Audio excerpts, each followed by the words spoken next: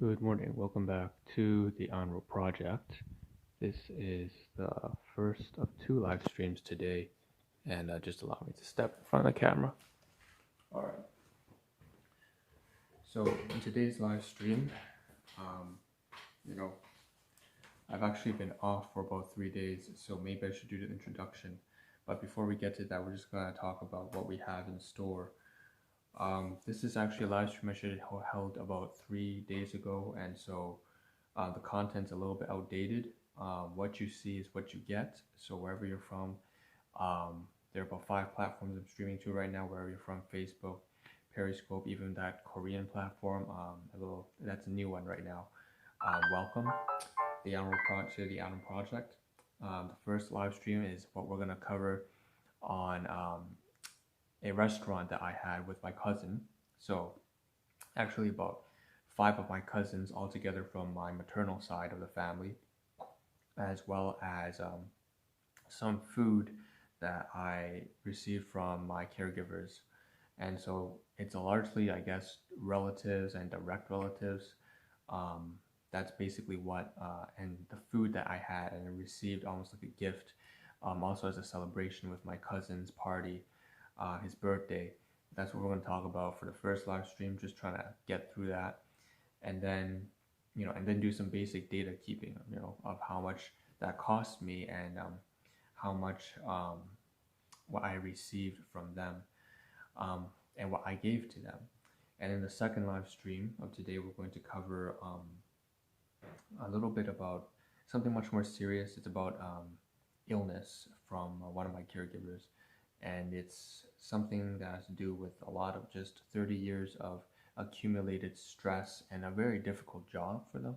And so it's been a very strange past 2 weeks, I've been saying, but it's actually dragging on further as more things come up, and I keep getting more interrupted with more, it's just 30, 40 different things in life all coming together, and I haven't been able to handle it. So we're going to talk about the first thing right now. Of course, before we get to the introduction, is the Onroad Project. Welcome from Africa TV. That's a new platform, but also Twitch, Periscope, YouTube, Facebook, the traditional 4 that I stream to. This is the Onroad Project, self-therapeutic multimedia project for me to solve the problems, challenges in my life. Also a self-therapeutic process for me to reach the goals and heights that I've set for myself. It incorporates a whole bunch of different sub-series from the 1000 Days Till Death. I abbreviate as 1KD. So assuming I die at the age of 30, how do I live my last moments of my life without regrets and achieve everything that I've set out to accomplish for myself as well as others? That's one sub-series. Another sub-series is Item Catalog, and that's just like a databasing sub-series where I cover everything that comes in. What comes in must come out. It's like shipping and receiving if you own a business. If you own a business, shipping and receiving, you know what that is. I like to use a bunch of analogies to describe these things, like, a game, a reality game, like, a game in real life. It's also, I suppose, like a business project. It's a little bit of self-therapy. It's all these different analogies that make up the Onroad Project and the sub-series. And of course, the Onroad Project as a whole includes many other domains of life, such as money, relationships, finance, and hobbies, activities, and interests, yada, yada, yada. There are hundreds of variables in life, and I'm just rolling along with these punches here, trying to manage the game, and that's how it is. So the first thing we have today, we're just going to deep dive into it. We have some photographs on the my right is your left, so left hand side as well as on the right hand side. On my right, we have basically, or your left, we have some photographs of what I took is, I didn't get any photographs while I was with my cousins, unfortunately, because, you're just trying to live in it. That's what I really like about this side of the family is that, we don't actually, sit there taking photographs of all the food and everything like that, and, scrolling on the phone. We're actually there engaged with each other. It's rare that we do get together. It's about maybe once every 6 months, but I've been away from them for almost 2 years. And so I just wanted to say, it really means a lot that I could speak to them. And when we are there, we're always, engaged. We're not scrolling on the phone and, surfing on the web. staring our faces on the screen or anything, that we're actually talking with each other, trying to catch up with each other, see how each other's doing in terms of careers, relationships. Most of them have girlfriends by now, and most of my cousins are boys, so or men at this point. And so I would just want to say, it's been really nice catching up with them. And so since I couldn't get any photographs done, and I never bothered trying to, it was actually a bit uncomfortable for me, especially since I've been having a really rough time for the past just since ever, I guess. But even now, things feel a bit off, and you know, I just wanted to show where we ate. So if you see the two photographs up there, it's not a photograph, sorry, I said photos, but it's more like a screenshot. And I'm trying to, experiment with different forms of media with live stream right now. On top left and bottom left, you have two screenshots. Sorry, I keep saying photos. Screenshots of the Korean barbecue restaurant. So KBBQ, that's just what we call in Canada. And they had all sorts of foods that I hadn't tried. Okay, but I have eaten Korean barbecue maybe 4 to 5 times in my entire life, which isn't very often. I know if there's something like BBQ or something like that, they have all these interesting meals and dishes and noodles, but it's always a treat to go there. So that's actually on Google, and that's where is it? It's in Thornhill. So, and if you're living in downtown Toronto, Ontario, Canada, if you go a little bit further up north, down central, and then you head up north on Yonge up to about Yonge and Steeles, and go a little bit further north, you'll reach a place, sort of like a district called Thornhill. And basically that's where the restaurant is, and that's what you see on the screenshots I've provided. They have some photographs, obviously, on Google reviews that are showing on the camera as well, and so you can take a look at that. If you ever want to search it up, it's called Sariwon Korean barbecue and restaurant. So that's that, and I had a great time. I had a blast. It cost me. I was not anticipating eating very much while I purchased. So this is important now, right? We're talking about record keeping. So what I bought was, everyone got their own dish. And, there wasn't much sharing because of the whole COVID-19 thing. We didn't share our food very much. But because I ate so little, or I intended to eat very little, I ended up eating a lot more. But long story short, I bought like an appetizer. It's a Korean pancake. What am I doing here? It keeps getting loose. A Korean pancake, and cost about $23. And I was really surprised by the price tag, because originally it was only supposed to be something really small. Instead, it was something huge. So that cost more than I expected. I gave 80%, 18% tips, and so on and so forth, and so it racked out to about $32. That's a lot more than I intended on spending, but since I only see my cousins for about twice a year, I didn't mind. This is getting annoying. I'm sorry, this is in the morning, so I'm not really dressed up like I should be. But anyways, wardrobe malfunction. So back on topic, yes, it cost me about $32 to eat with my cousin, and whatever, we had a good time. We talked about, what kind of things they're doing right now in terms of job and so on and so forth. How we had a lot of jokes going down, just some running jokes, the way we rip on each other a little bit, and just having all around good time. And someone over there is a cancer researcher. That's our eldest cousin. We have someone who's working in manufacturing. We also have some people who are just doing something like live streaming on Twitch, which is interesting. And then they all have their girlfriends and boyfriends. They were just like talking, chatting, getting along, just catching up, real cool. So that's that. And then one more thing, there was a birthday cake and a birthday gift. I was the only one to give gift cards, because most of the time, like I said, they already see each other and touch every 6 months or so. But for me, I was away for 2 years, and I felt almost compelled, 2 to 3 years. I just felt like I wanted to give something for them. And he's like, I just want to see you. My cousin's just like, I just want to see you, but I don't really need a gift. And I just felt I wanted to.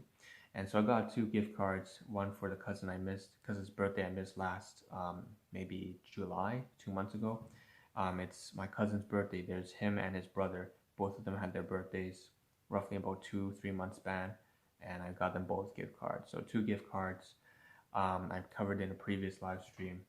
Each gift card is $25 plus the $5 activation fee, so about $30 per gift card. So there's two $60, and then there's two sort of everyday birthday cards. So along with that, it's about $65, and that's what I gave to my cousins. And I did a little bit of artistic, I guess, drawing. There's just a little bit of a scripture, improv, really. I wrote their names in some sort of fancy font. I don't know. And then they were, his girlfriend was like, "Whoa, that's some crazy penmanship there." And I'm just like, "That's just, I don't know, I just off the dome." So that was my gift for them, and they also had a birthday cake. So there was like a lovely cheesecake that they purchased from a supermarket called Longo's. Not sure if you're familiar with that. That might be just a Canadian thing. I don't know if it is. Maybe it's an international supermarket. But anyways, that's the whole story there, and how much it cost me in total, probably about 31 plus 30 plus 30, so it's like roughly about $90. It's crazy that I spent about $100 on my cousin's birthday, but I have to say that it was well worth it because I haven't seen them in 2 to 3 years, and if you break down $100 over 2 to 3 years, that's nothing. All right, it's priceless. This is a family. I consider my cousins to be really close family. Given that my actual direct family, as in my caregivers, were not actually that close at all. In fact, we're very distant and broken. So with that being said, that was really well appreciated. Now, it's kind of ironic that I said that about my caregivers, because what I talk about next is something that I received from my caregivers. So you see some photographs on the right hand side. Those are, I wanted to cover that. It's really important. And that's because that kind of stuff is, well, needless to say, it's something that comes from my caregivers, and they made it for me over the weekend. So my father's side, paternal side, and my mother's side, maternal side, they both they want me to try something. They have this Vietnamese little canister of something called pate, and in English, what do you call pate? It's basically what do you call? It's Parisian, it's foie gras. So in French, we call it foie gras. It's basically a duck liver, I believe. It's something like that. It's supposed to be one of those high-end things that only the upper echelons of society. It's all that kind of elitism nonsense. I'm just joking with you there, but I mean, like, on the real though, it's something that you wouldn't eat on an everyday basis. Almost about 100 years ago and back in history, that was considered exquisite, fine dining. And so they bought this little canister of foie gras, and he's like, my father comes down, he's like, how about you will try this? I want you to try this. So he cooks up this thing, and this sandwich. So you see up there scrambled eggs and toast, and this really symbolizes a lot to me, because the first 2 to 3 decades of my life with them, like about 20, 24, 26, 28, 26 years have been really rough with them, because they've had a really hard time just being refugees from Vietnam. And so the whole low income family household thing, and it gets complicated. I'm not going to touch on that. Long story short, we're a really broken family, if that at all. And only about the last 6 months I've mustered in myself the ability to resolve the issues I've had with them. It took some time. It was definitely very rough, very turbulent, lots of chaos, just so much compressed anger and resentment and vitriol over the years. But things are on the recovery. Okay, we're getting better. And so I always want to show appreciation, no matter how much bullshit happens in your family. Family is still the ones who've provided for you. And that's, I don't, it feels hard to call them family, but I still have to. I think that's an obligation. That's my responsibility. I've mentioned this several times in different streams. I still believe it's my responsibility. And so they put a roof over my head, provided food and clothing. That's the basics, but it is so important. The basic is already so important, and so much to contribute. That's what a parent does. And even if they couldn't provide that emotional or intellectual support. They didn't teach you shit. In fact, they maybe hurt you in so many ways. and taught you all the wrong things, the fact is, if they provided you even the basics of living, if they provided you food, clothing, and shelter, okay, that already is incredible. As long as they haven't abandoned you on the streets, which I empathize with those who are actually orphaned, but I don't know, it kind of resonates a little bit. But unless they abandoned you on the streets, you still should be grateful of what they did provide. So that being said, that's what they treated me with over the weekend. Some scrambled eggs with pate on toast.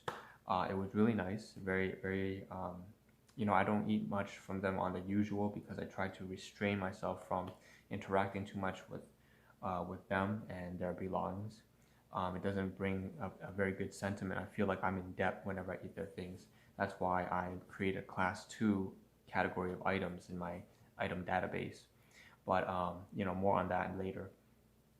And, another thing the last item I have to cover, of course, is that what you see up there is this bowl of, it looks like a milky dessert or drink, and that is almond. So it's raw egg broken into almond and condensed milk. So almond powder, condensed milk, and some 1 or 2 raw eggs, and then putting into some boiling hot water, so it cooks the egg and cooks everything around it.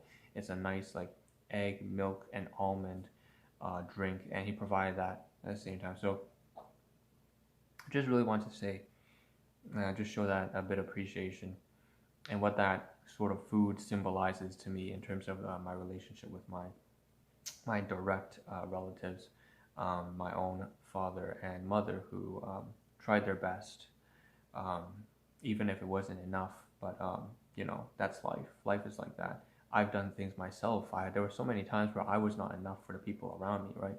I've made my mistakes. I've made horrible just decisions. And so that's that. And sometimes not even decisions, it's just things you act out of reflex, but are catastrophic in nature. So that's that.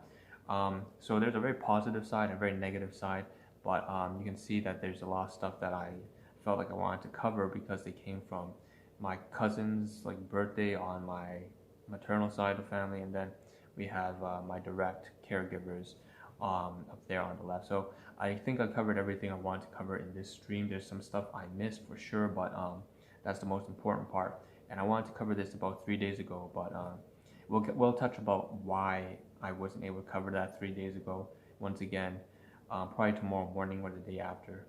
So this is the first of 2 live streams. This is the annual project that's been covering that. What we're going to cover in the next live stream is going to be directly related to all this caregivers and relatives and family kind of issues and complications. So I'm going to move on to the second live stream now. Again, Facebook, Twitch, Periscope, where you're from. This is the Hour Project. Thank you for tuning in. I'm going to start the second live stream in about 90 seconds to about 2 minutes. I'll see you all there. Stay tuned.